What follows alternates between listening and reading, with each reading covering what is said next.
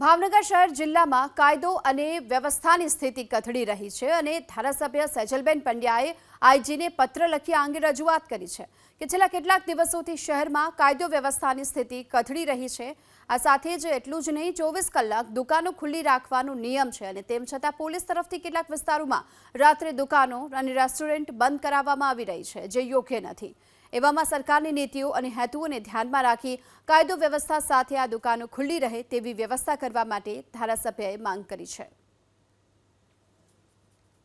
ભાવનગર શહેર and restaurant association દ્વારા અમને લેખિતમાં રજૂઆત કરવામાં આવેલી કે રાત્રે 11 વાગે એ લોકોને હોટલ ને રેસ્ટોરન્ટ બંધ કરી દેવામાં આવે છે અને સાથે સાથે આમ નાગરિકોના પણ અમને ઘણા ટેલિફોનિક અને રૂબરૂ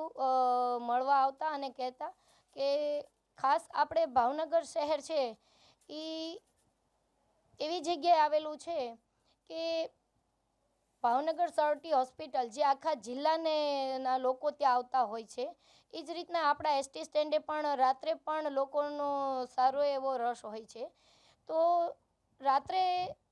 આમ લોકોને ખૂબ તકલીફ પડતી હતી, એટલે અમે પત્ર લખી અને આઈજી શ્રીને જાણ કરેલ અને ખાસ તો the Gujarat shop and establishment act મુજબ સરકારની ઇઝ ઓફ ડુઈંગ બિઝનેસની નીતિને પ્રોત્સાહિત કરવાનું પોલીસને જણાવેલ છે। કાલે અમારે એસપી શ્રી સાથે રૂબરૂ પણ વાત થયેલી છે અને પત્ર પણ લખેલો છે અને પોલીસના ચુસ્ત બંદોબસ્ત સાથે હવે આનું સમાધાન થઈ જશે ચોક્કસથી, એની અમને ખાતરી આપવામાં આવી છે।